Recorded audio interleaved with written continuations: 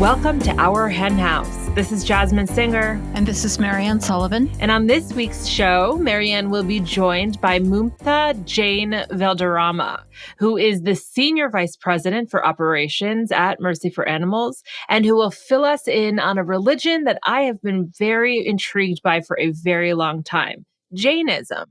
Yeah, me too. I love doing interviews about religion, even though I'm not particularly religious myself. And I just find it really interesting. And Jainism obviously is the religion that I think most of us were drawn to it in various ways, because it does take this really, really firm view about being compassionate and what that entails. And that includes not eating animals. So yeah, this is a fascinating interview. I'm so excited that Mamta has really found her way into the animal rights movement. She's going to be an enormous benefit to Mercy for Animals and to animals in general. So on the Flock bonus segment this week, I'll be continuing that conversation with Mamta. And if you're a Flock member, you will get a link to the bonus segment in your email on the Tuesday after this podcast episode goes up. But you can always also find it on the Flock Facebook group. And if you're not a member of the Flock and you can afford it and you want to, you can join for $10 a month at ourhenhouse.org/donate.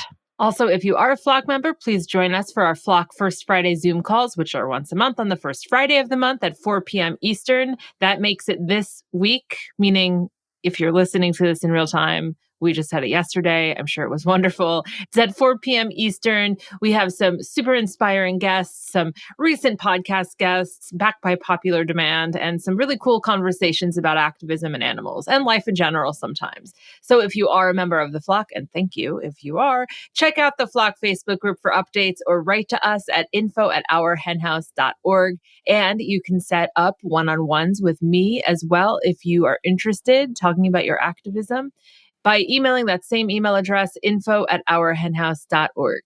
So before we get to the interview, there were a couple things we wanted to chat about.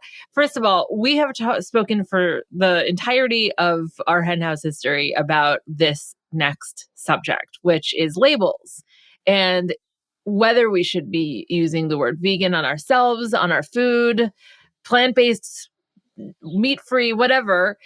And this is an evolving conversation. Spoiler alert, I sort of think we can use whatever labels we want. I don't really care as long as we stop eating animals. But that being said... Well, that is really not the point. The point is, what label do we use to get other people to not eat animals? Yes, thank you for that distinction. Let's talk about this article from Vegeconomist. Yeah, this kind of freaked me out. They did this survey or test or research study on the consumer behavior this is for North America, and how they behave when they're purchasing what this article calls plant-based foods. They tested out 5 different terms, and this was specifically for hot dogs, and the terms were meatless, veggie, plant-based, animal-free, and vegan. Of course, vegan is the one that would draw me, but I understand that that's not necessarily true for anybody. So you're never going to believe which one of these won. I can't understand it. And the most appealing term to consumers of these 5 terms was meatless. I just think that's weird. Like it doesn't even give it any, and it's so negative. It just says what's not in there. I do think it's really heartening in a lot of ways that it's really appealing to consumers just to find out there's no meat in something. I mean, it does indicate a certain hostility towards meat. It just really weirded me out. It's never what I would guess. I don't know why people don't do what I think, but of course, if people did what I think, the world would be a different place. But yeah, I think it's the term that maybe we should start considering using in certain contexts. What do you think? Like in selling foods specifically. Like instead of calling ourselves vegan, we should call ourselves meatless. No. Meatless Marianne. Well, there is a nice alliteration to it, but I could be like Jackass Jasmine. Anyway, but that has been conflated in the past in veganism. Like people, I remember in the past have sort of conflated what you should call a product with what we should be labeling ourselves. And I've always disagreed with that. I think it's a totally different can of vegan gummy worms. I kind of agree, but I kind of do use the same term. I use the term vegan. I call myself vegan, and I call the food vegan if it's vegan. So yeah. So while I may agree, I don't really follow that. But you don't work in e-commerce. Like one of the hats I wear at Kinder Beauty, which is a vegan, cruelty-free, clean beauty subscription box. There's like constant research being done as to like what to lead with, and vegan is still very sellable in terms of the type of cosmetics. Like people are interested in vegan cosmetics. Oh, you see vegan all the time on cosmetics now. Right. Everywhere. Vegan, like Totally. as if people were vegan, which they're not. But apparently in cosmetics, it works. And I was in New York City this past weekend, and I've said this before, but that was years ago, obviously, since I haven't been anywhere in years. Mm-hmm. And it still seems to be the case that loads of just little restaurants, little pizza, but not vegan restaurants, little pizza parlors, little sandwich shops have an ad for something like we have vegan pizza, and they use the word vegan. I saw it numerous times. Whereas, I'm told elsewhere that using the term vegan is not the way to go, and that people who label themselves vegan and who are vegan are, among the most hated humans on the planet. Hilarious. That's another Vegconomist article. People who call themselves vegan, the most hated people on the planet. Vegconomist, by the way, is a great site if you're interested in the new food movement. It tells you so much of what's going on with vegan foods. It's really extraordinary. I highly recommend it if you're not signed up to it. So switching gears to one of our most famous and lauded vegan / meat-free / plant-based / meatless / every other word you can think of to describe badass celebrities, Joaquin Phoenix, as reported by Veg News, why Joaquin Phoenix's next Oscar could be a vegan film. Apparently, Joaquin Phoenix bought the movie rights to Free the Animals, which is the 1992 book written by Ingrid Newkirk, PETA's president. So this is interesting. I think it's fascinating. I would love it if they made a movie of this. I mean, this is mostly about work of the Animal Liberation Front. And, this had a lot to do with laboratories. It was really when the animal rights movement was somewhat more focused on labs, animals in labs, than animals in factory farms. The Animal Liberation Front would, in disguise, the famous balaclava-wearing animal rights activists would sneak into these labs and actually destroy property and rescue animals. I mean, it's a very exciting book. It's an extraordinary story. I would love it if they made a movie about it. I was just talking about the Animal Liberation Front to my students last week and comparing them to the current work of DXE, Direct Action Everywhere, who take a different approach and who they do sneak in because you can't get in unless you sneak in, but they film themselves and it's always on factory farms. No, it's not. Actually, that's not true. They've rescued some beagles from laboratories, but mostly on factory farms. So they sneak in and they try to stay hidden while they're there, but then they release footage without disguising who they are and expect to be arrested. So it is a very different philosophical and legal approach, but it's part of the same trajectory of this kind of activism. And DXE does not indulge in property damage. Their main purpose in being there is to film and rescue animals. And it's specifically designed so that they feel that they are not breaking the law because they have a defense to their trespass and their quote unquote theft of these animals. So it's a different approach and a different legal strategy, but part of the same trajectory of we have to stop pretending like we can fix this by being polite. Yeah, absolutely. I would love it if there was this movie. I have to tell you, small little tangent, but when you just said I broke the law, do you know what I just thought of? No. Okay, I thought of Joy Askew's song, I Broke the Law. Oh, yeah. And so if people heard me typing in the background, it's because I just Googled it. That's a great song. I haven't thought of that in a long time. Yeah. I don't think I said I broke the law. I don't want to be bragging here because I didn't break the law. I mean, I wouldn't be ashamed if I had broken these or allegedly broken these dreadful laws. But that wasn't me. That could be our audiogram for this week. Marianne Sullivan. Anyway, I will put a link to the show notes because Joy is an incredible animal activist and longtime vegan and like unbelievably talented musician. And she wrote this song about breaking the law for animals, and it's called I Broke the Law. And it's unreal. It's so good. In fact, when we had the Our Hen House TV show, she came on and sang it. So we do also have a video of that somewhere in the ether. Anyway, that was a tangent, but a good one. All right. Well, I want to get to this week's interview. So let's do it. Mamta Jain Valderrama is the Senior Vice President of Operations at Mercy for Animals. Prior to working in animal rights, Mamta led operations for various healthcare companies and startups and authored the thriller novel, A Girl in Traffic, about human kidney trafficking. In addition to telling us about her turn toward working for animals and her current work at MFA, Mamta will tell us about the Jainism culture, which teaches nonviolence toward all beings. She will be joining Marianne right after this.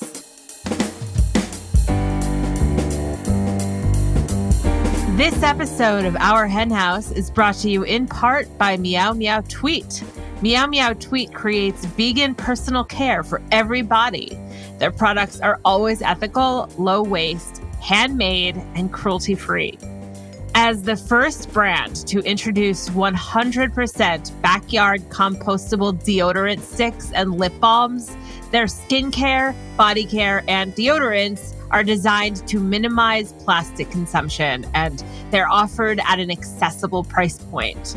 Meow Meow Tweet takes a slow food approach to skincare. All formulations are artfully blended by a certified aromatherapist and herbalist. Ingredients are certified organic, they're non-GMO, and they're from strong or renewable plant populations. And they also avoid materials that harm the ecosystems of animals and people, which is what we're all about at our hen house. Products are made in small batches by hand in their California micro factory. Meow Meow Tweet is also a certified B Corp, plastic negative, and a climate neutral company. How much do we love this? Meow Meow Tweet redistributes funds to causes in the categories of social justice, animal justice, and nature. Our Hen House listeners can get 20% off at meowmeowtweet.com by using the code HENHOUSE. Again, you get 20% off at meowmeowtweet.com by using the code HENHOUSE. Welcome to our Hen House, Mamta. Thank you, Marianne. Pleasure to be here. It is really a pleasure to have you because you are following an interesting career path. And let's just start off by telling people briefly about your current job. What is it that you do for Mercy for Animals? Sure. So I'm called the Global Senior Vice President of Operations. So my job is to support a lot of the behind the scenes type of work. It's the finance team, logistics, the tech team, and most recently I've added and get to support our research and impact teams as well. And we're going to go into some depth on all of the reasons that you care about animals. So I'm not really asking that at the moment, but I'm just really interested in why you decided to transition from a successful career. I think you were in healthcare to working in animal rights. And I think that is something that so many people dream of doing. And you managed to pull it off. What incentivized you to make this leap?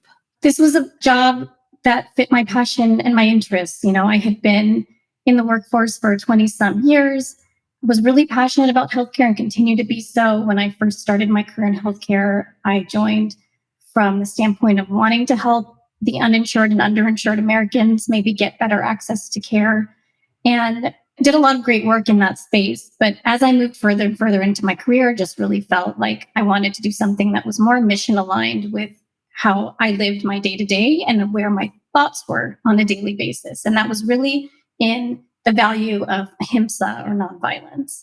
So at a particularly frustrating point in my corporate career, I kind of came home and looked up vegan jobs on Google, and I'm sure a lot of people listening can identify with that. Yeah. And then I saw this job posted. I really thought it was a long shot, and it was very serendipitous that it all worked out. Yeah, I'm not sure of exactly the timing, but it seemed to have been sort of simultaneous with the pandemic. Is that part of what was going on for you? A little bit. my frustration with healthcare didn't have as much to do with the pandemic, but more the caution of being out in doctor's offices and clinics during the peak of COVID was very anxiety ridden. I have a young daughter at home. I live very close to my senior citizen mom. So there was a lot of anxiety associated with my day-to-day job and my function. So I was certainly looking for something that would maybe pull me out of those situations and scenarios because of the pandemic. But the timing just happened to be also when I was no longer feeling a calling in healthcare as well. As you mentioned, this isn't like animal rights was not a new concept for you. And this is what we really want to talk about. We want to talk about a lot of things, but I really want to talk about growing up in the Jain religion. And I would love to explore how that has shaped your worldview. And tell us a little bit about where you grew up and about your childhood. And then we can get into Jainism in more depth. Sure. So I'm the daughter of immigrants from India. I'm one of 3 siblings. So I have an identical twin sister and an older brother. And my sister and I were born in Memphis, Tennessee. My parents immigrated from India to Florida. They were Gators. They studied in Florida. They moved to Chicago where they have my brother. And then my dad was one of the first early employees of Federal Express, which is based in Memphis, Tennessee, which is how my family ended up in the Deep South in the 70s. It was maybe my 4th or 5th year that my dad was recruited by a competitor to FedEx that was based in Newport Beach, California. And so my first memories are of growing up in Southern California and Los Angeles. And that's where I consider myself to be from. But throughout this whole childhood and into my adulthood, Jainism was very strong in my values, my beliefs, my upbringing.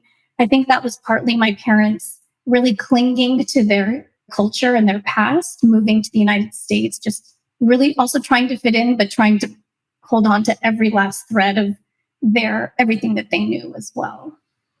Yeah, of course. That is the immigrant challenge, isn't it? And for those who aren't familiar at all, I think probably most listeners have heard of Jainism, but we probably don't know a lot about it. So can you just give us the basics? Just tell us what it is. So Jainism it's probably like the 5th largest religion in India. It's definitely considered a religion, although if you really get into the learnings and teachings, it's more of a philosophy or a way of life, kind of a way of being.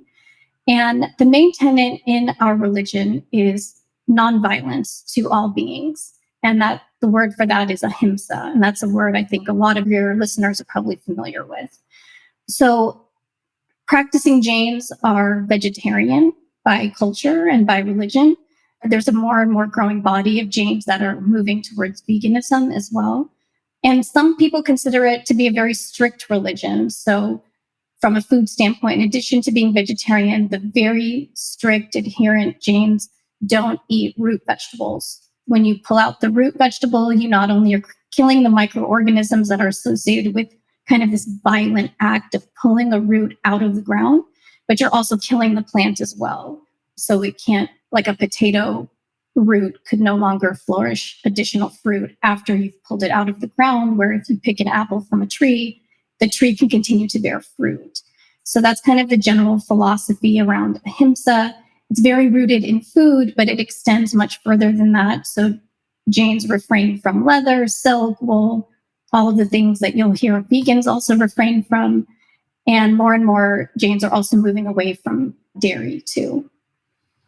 Yeah, no, I really want to get into the dairy issue. That's really interesting. I also find so interesting the root vegetable thing, and I think many people have seen images of Jains. You're talking about it being very strict. Strict is a word that everybody likes to apply to people who try to be kind.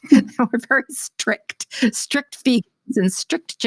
But I have seen pictures of sweeping bugs out of the way in very, and I just totally understand. Like once you understand how it happens, because once you really try to be nonviolent in a world that it's very hard to be nonviolent, it can lead you down some very difficult paths. And it sounds like for many Jains, and perhaps you included, I don't want to make assumptions, like certain lines have been drawn. You said with the root vegetables, it seems like some people adhere to that. Some people say, all right, we're drawing the line in a different place. Am I right? That's absolutely correct. It's a balance. It's a dance of, I think, practicing Jains draw a line for what feels right for them. Some people can adhere to all of these rules that exist in a Jainism. Some others decide to accommodate other things. But I want to go back to something that you said that's a really good point about using this word strict. And even I'm in the habit of labeling Jains and myself as strict. And I think it's really important to move away from that and maybe think about it as disciplined. Strict sometimes has a negative connotation to it. And I think disciplined can go the opposite direction, or it's just more factual in terms of the connotation that it brings. Yeah. I think even disciplined sounds a little harsh, to tell you the truth. I kind of like careful. That's interesting. Careful. But definitely, well, I that just popped into my head, so maybe it doesn't work. I don't know, but definitely not strict. I mean, that's just a bad word. It is a bad word, and I thank you for pointing that out. I think it was when you said it, you kind of brought attention to it as well. There are a few other concepts within Jainism, in addition to ahimsa, which, are somewhat familiar to us through Hinduism. There are similar words used and similar concepts sometimes, though it's certainly not the same religion. But another is karma. Can you just talk a little bit about the role of karma in Jain belief? Yeah, absolutely. So Jains believe in reincarnation, and the path to reincarnation is through accumulation of karma. And so every act, every thought, every word, every deed accumulates karma in the individual. And some people think of it as like negative karma and positive karma. It's less of a scoreboard and more just that certain acts accumulate certain amounts of karma. And the goal in Jainism is to escape the cycle of births and deaths by continuing to accumulate good karmas and eventually escaping the path and the circular pathway of reincarnation into what's called nirvana or moksha. Attaining nirvana or moksha means you've escaped the path, you're a fully enlightened person. And in Jainism, we bow to 24 people who attained moksha or nirvana at some point in their history. These are people that lived thousands and thousands of years ago. And those are the people that Jains bow to as the examples for us to live by. So another interesting point that you may or may not know, Marianne, is that it's, really technically an atheistic religion in some ways. We don't believe in mortals and immortals. We believe in these 24 beings that we bow to as examples, but that we all have the potential to obtain that level of existence as well. Oh, that's so interesting. I wish we could talk for hours about Jainism, and we can't, but I always find religions really interesting. It reminds me a little, I don't want to so you always have to be careful talking about religion because you never know what will be a bad thing to say. But, I grew up Catholic, and it reminds me, though obviously it's a very deistic religion, it also has this concept of saints, and it sounds a little bit similar to that.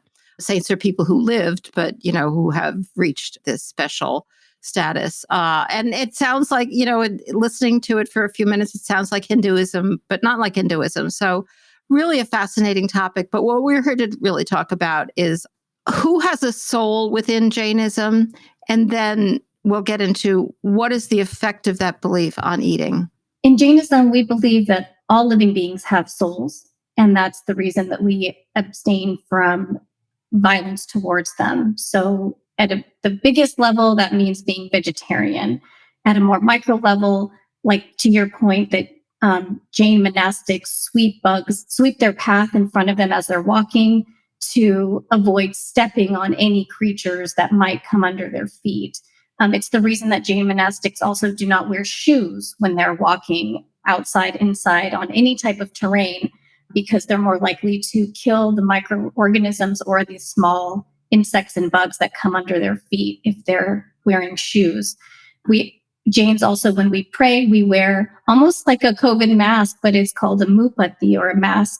And that is to avoid the hot breath from disseminating and killing more of the bacteria that are in the air. So there's all these sorts of things that Jains do to prevent our own individual violence towards the world or impact and footprint on other living beings. And that is, again, in the effort of limiting the negative karmas that we're accumulating in the hope of also then minimizing the harm that we expose others to as well. How does it really play out when it comes to food? So with food, it really is centralized. And this is what as a child, like young Jains, myself included, are taught you're vegetarian. And the reason for that is because of the harm that you're causing to animals. So we know all the different reasons that people choose not to eat meat or not to eat animals. For Jains, the main teaching is to not commit violence to another living being. Like, it's wrong to do that. And so that's how we refrain from eating meat. Jainism is an ancient philosophy and way of life. And at the time that it was written, there was no such thing as factory farms. So cheese and dairy were considered acceptable. The animals from which that sourced those products sourced the milk were treated more humanely than animals that are in factory farms today. And so this continues to be a little bit of a growing point for practicing Jains. There's a movement of people that believe in being vegan amongst the Jain community. There's others that are more reluctant or still learning that path. And so that's something that I continue to be involved in and learn and grow from. But being in the work that I am, fully aware of factory farms and the impact of those and the sourcing of dairy and cheese from factory farmed animals. Myself and the people that I'm sending ripples forth within my own community are moving towards veganism. Yeah, that was definitely something I had planned to ask you. Is there hostility? It's hard to imagine people following this religion being hostile, but I guess humans are humans, even if they're Jain. Like, is there hostility around this issue? Or is it just really treated as a different, difference of opinion? Is it a difficult process? One of the beautiful things about Jainism, one of the other tenets, in addition to ahimsa, is called anekantevad. That's another Sanskrit word, and that translates to multiplicity of viewpoints. So the objective there is to be open to and accepting of lots of different opinions and ways of being. So there's a saying in Jainism that translates to live and let live. And, in a more colloquial way, you might say, you do you, I do me. And within the discussion about dairy versus non-dairy and cheese versus non-cheese in Jainism, there's definitely a continuing conversation. And I think it continues to evolve. And I'm so grateful that Jains are open to having that conversation. There's certainly tension, we're human. And so there's certainly been tense conversations around this that strict Jains, that believe that it really adhere to the ancient doctrines, point to the fact that those 24 beings consumed milk and they even advocated for it, while others say, the way that the industry has evolved, we just no longer can justify having these products in our homes. So I think this will continue to be an evolving discussion amongst the Jain community. Yeah, it certainly sounds like it. What about the new vegan meats? How do you feel about them? How do Jains in general feel about them, about mimicking animal products? Yeah, this is a really good topic for Jains, Marianne. So growing up in a vegetarian household, I've been vegetarian. And by the way, if it's of interest to you, I grew up eating meat. I ate meat until I was 4 or 5 years old. And that was, my parents made that decision so that my siblings and I would fit in. So again, we were in the deep South in the late 70s, and my older brother was already kind of being bullied for lots of different reasons. And so my parents thought that this might be an easier way for us to fit in, or not one less thing that would not help us to stick out in a crowd. My sister and I, when we traveled to India for the first time, we were 5 years old. And I remember when we were landing in New Delhi, my mom turned to us and said, "Don't tell anybody in India that you eat meat." So this was we quickly realized it's like a source of shame. This is something that's wrong and bad. We were in India. That trip was about a month. And my mom I don't have a memory of this, but my mom tells my sister and I that coming back and every day after that, we just wouldn't touch it. And that was the end of it. We couldn't look at it. We didn't want to touch it. We were very sensitive to it. And we just said, no, this is not for us. And I don't still think I had the awareness of why. I think I associated it with shame, or my family would shun me or not be proud of me if they knew that I ate meat. Maybe we should just send every kid in the world to visit the Jain community in India for a couple of weeks. And I think about this too. I think I'm one of 2 or 3 practicing Jains at MFA. And I do think that there are some learnings there, just like sometimes those of us in the AR movement think about other really successful movements like the fight against tobacco few decades ago, and learnings from that, and how can we take that and emulate some of those ways in our movement towards animal protection and animal freedom. I wonder if there's learnings too around some of these ancient cultures that grew up with this philosophy. I don't know what those are yet, but I certainly think there's something there. Oh, I totally agree with you. And I think that we will find that there are more of them than we realized, that this is an issue people have struggled with for as long as they've been people. But getting back to the question. You asked me about the mock meats, and I'm sorry. Right. That's okay. It was all good. What my long-winded answer was that because I didn't grow up eating meat, I'm one of the people that's not looking to replace it. So the mock meats, I think, are a wonderful thing for animal protection and for the world of veganism, for the people that are looking to make a change and a transition. They do creep me out a little bit. I've been in situations where maybe that was the only option at a restaurant, so I ordered it. But when it was in front of me, I just felt very insecure, uncertain if this was the real thing or not, and couldn't partake, which is a real nod to the people making these products. So they're doing great, but just not for me. Yeah, no, I can totally understand. And I think for a lot of people, even who did grow up eating meat, not for everyone, but they can kind of be a transitional food. They're a way to transition away from meat and then to sort of develop your taste for vegetables and other foods. So I can totally understand that. Now, you mentioned that your parents, which it's just sort of a really sad story, that they felt that, just to help you fit in, you should be eating meat. And I can totally understand why that's the case. And it can generally be pretty tough to fit in as a child of immigrants. And you also had this added feature of a religion that nobody had ever heard of, and that you were vegetarian. So once you stopped eating meat, did you get a lot of, after this trip to India, did you get a lot of pushback as a child? And I'm kind of curious, were you Jains on your own, or were you a part of a community? So yes, part of a community, but not until later in my childhood. So my first years of life, we were just Jain, my family, and not part of a Jain community in Memphis or in Southern California. That came a couple years later. And yes, I have very vivid memories of being discriminated against or bullied or mocked, both by kids and adults, for being specifically vegetarian, not Jain, but for being vegetarian.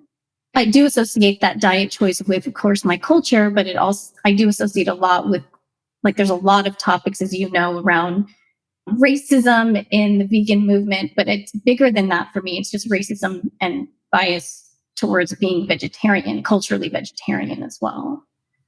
Oh, that's really interesting. I know you have a daughter. Do you find that things are different for her than they were for you? Very much so. And I in such a wonderful way. She's very confident in her vegetarianism. She doesn't question it. She sees her friends around her eating meat, and she has a very strong averse reaction to that. In some cases, she'll come home and she'll say, "Mommy, I really like this girl at school, but she's a meat eater." In her mind, she's 6, and that's an insult. Or something. It is in my mind too. Yeah, or something that she's worried about for her friend. She feels this responsibility to show her the way. And I'm so grateful for the diversity in thought in public spaces now that didn't exist when I was in school. So schools are much more sensitive to all of the different dietary needs and preferences of families, allergies as well, the different sources of protein. That's, of course, an ongoing battle for those of us, and we all know and can relate to that. But schools, I think, in particular, are becoming more sensitive and open to that. And even when we go out, I think we can all relate to the experience that more and more restaurants at least have one vegetarian option that can be veganized, or a full vegan option as well, which is, I'm really grateful to see that kind of progress.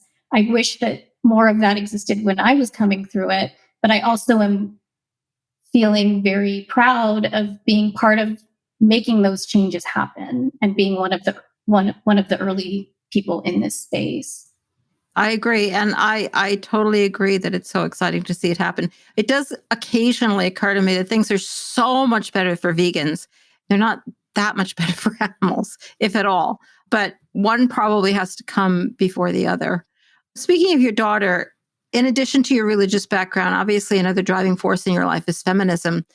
And why do you feel it's so particularly important for the animal protection movement to focus on women, both as in hiring women and targeting women with their advocacy? So one thing that I love about the work that I do, specifically Mercy for Animals, is that we are so sensitive to and inclusive of using language like people who identify as female, coming from a very inclusive standpoint.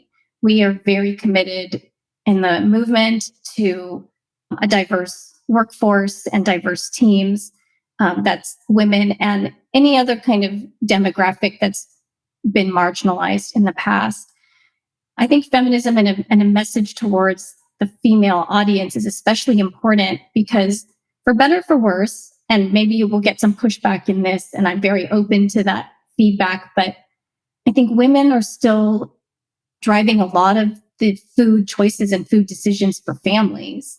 And that's not true in every case, of course. There's going to be exceptions to that, and that might be shifting. But historically, that's been the case. And I think I recently did look into this, and I think that still continues to be the general trend. And so I think that there's a lot of value in messaging that is inclusive to all of our potential audience, but in particular towards the female voice. And I see that both in how we recruit and in the animal rights movement, and also the messages that we're putting forth in trying to convey the work that we do in animal protection as well. I mean, I certainly think it's true. Whether it should be true or not is a totally other question, but I certainly think it's true that women are probably making most food choices for families. And also, I just think it's true that in spite of the many wonderful men within the movement, it has always been a predominantly female movement. So I totally agree with you. Another factor, and this has to do a lot with leadership, I think. You mentioned in a recent interview, the data show that women are more likely to not speak up in meetings, are more likely to apologize while articulating a point, and are more willing to be interrupted. And I know that these things are true, and I believe that they are, well, not true of everybody, obviously, but I believe that they are in many ways cultural. Like, it's not just that women don't want to speak up, it's that the culture makes it harder for them to do that. So what can an organization do to make sure that women are in that atmosphere that encourages them not to take a back seat as perhaps they've been brought up to do?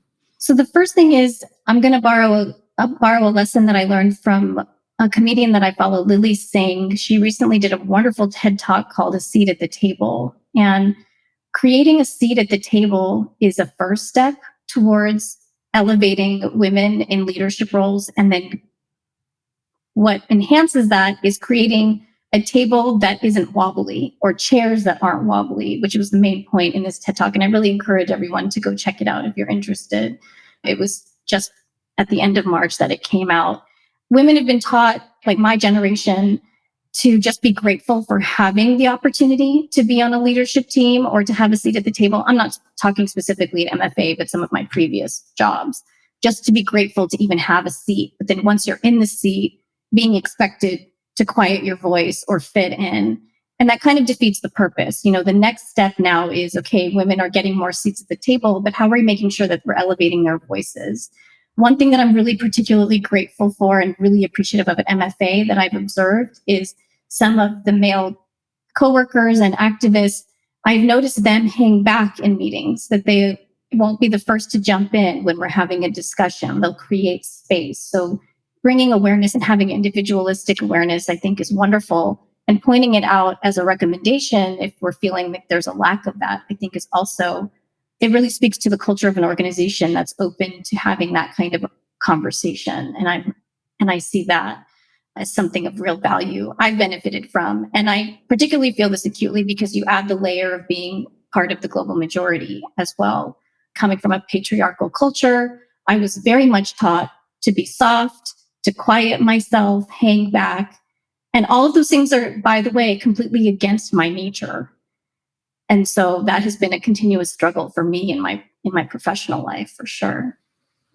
Yeah, and even if they aren't against your nature, which, I'm sure for some people they are and for some people they aren't, which is, completely fine. Like when you're an activist, if you are a retiring person, you kind of have to overcome that. When your organization isn't helping you overcome it, that makes it even harder. I know MFA is kind of one of the leaders in the movement for opening its doors to members of the global majority. Was that an important feature for you? Yeah, that was definitely an important feature, that they were looking for all different types of voices. And that continues to be the case. And I mentioned this a little while ago. I really value that about my current workplace that I did not have as much of in any of my previous work environments. And so again, when I was mid-career making this shift, in addition to looking for an organization that aligned with my values, it was really important to me to find a cultural fit as well. Another really appealing factor of MFA specifically was that it's led by a female. Our president, Leah Garces, is somebody I really respect and value her leadership. And this is my first time working for a women-led organization. And it does make a tremendous difference. And I see a lot of power in that. So you left a really successful career to do this work. And of course, the animal protection movement really needs to draw from people who not only have the passion, but have the skill set. And in addition to pursuing diversity, how can the animal protection movement attract more people who do have that education and experience to add value to the movement? What do you think that people are looking for that would allow them to make that jump? I think it's important to just acknowledge, too, that I was in a place financially and with my family where I could make this change, because in the for-profit sector, on average, the salaries are 20 to 30% higher, maybe more. And so I think that's an important point, because that's privilege. That's not something that maybe everyone has the opportunity to do. So just wanted to put that caveat out there. But I do think that people are in general looking for workplaces that are more aligned with their values. And I'm seeing that more and more with the generation behind me, the Gen Xers, the Gen Zers.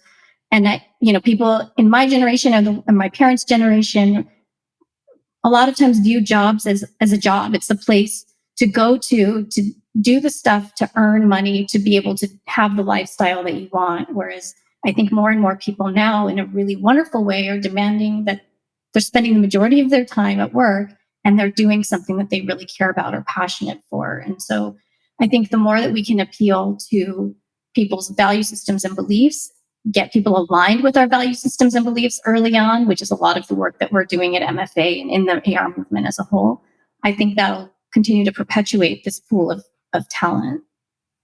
Yeah, no, I think those are really important points. And the more I think about it, the more I realize how important it is. And even for young people starting out, it's important to try not to get yourself in that position where you can't, which is not possible for many, many people, but where you can't make a move to take a lower salary if at some point in your career you decide, I want to do something better than this with my life. So yeah, I really hope that's the direction in which not only the animal rights movement, that the world is moving, because it would be good for improving the world and just good for people's mental health. And I'm so excited that you had an opportunity to do it. Thank you so much for sharing all of this with us, especially, well, it was all really interesting, but the stuff about Jainism is just mind-blowing. So really, thank you for sharing that with us. All right, I have one more question. Do you think there's a place within Jainism for people who aren't Indian, for people who are not culturally, as Buddhism has grown in the West? Or do you think Jain is a specific cultural phenomenon that really doesn't have a place for newcomers?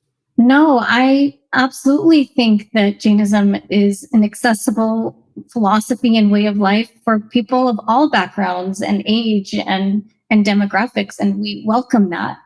It is a predominantly Indian religion, meaning Jainism and Buddhism started roughly about the same time in India, and Buddhism, interestingly, spread throughout mostly Asia and now lots of parts of the world, and isn't really practiced as much in India. It's still there, but in a much smaller footprint, whereas Jainism ended up being really contained within India. And the expansion of it has been because of Jain families immigrating to other countries. but it hasn't really grown to include people, like people outside of the Indian culture have not really adopted Jainism or that come from Jain families. But I absolutely think there's a place for that. I also think that because it is a way of life more than a religion, there are lots of people who are probably practicing Jainism right now without a lot of awareness of that, especially people in our movement, in their philosophy and way of life. So definitely, and there's Jain centers, we call them Jain centers, or Jain temples, in almost every major US city. And of course, we have an online footprint too. But if that's of interest to anyone, I personally invite anyone to reach out to me to learn more. This is not a cult. It is really a decentralized religion and way of life that I think a lot of your listeners could probably really relate to. Oh, that's fascinating. I hope some people look into it. And thank you for sharing all of this with us, Mamta, and for joining us today on the Hen House. Thank you for having me. I'm Miyoko Schinner of Miyoko's Creamery, and today I want to share my love story with you. But first, I want to let you know that you can get 15% off your next order at miyokos.com with offer code HENHOUSE15. Growing up, my father and I would travel to faraway places in search of cheese. Ripe cheese, stinky cheese, velvety, soft cheese. It was an obsession we bonded over. Our shared love for cheese took me to France, Italy, and nearby Sonoma. As I got older, my tastes remained the same, but my values changed. I became a true lover of animals, not as ingredients, but as living beings. In those days, there was no way to satisfy both my palate and my soul, so I started making cheese myself by culturing plant milks instead of animal milks. Through trial and many errors, through the noise of naysayers, and through a commitment to compassion and craft, I made something I love, and I'm here to share it with you, for you to share with your loved ones. At Miyoko's Creamery, we craft the finest plant milk dairy products in the world, right here in the heart of California's famed wine region, Sonoma. Through our craft, plant milk, cheese, and butter, we honor traditional dairy-making methods while finding novel ingredients with nature's bounty. The food we make is made of love for the planet, for all living beings,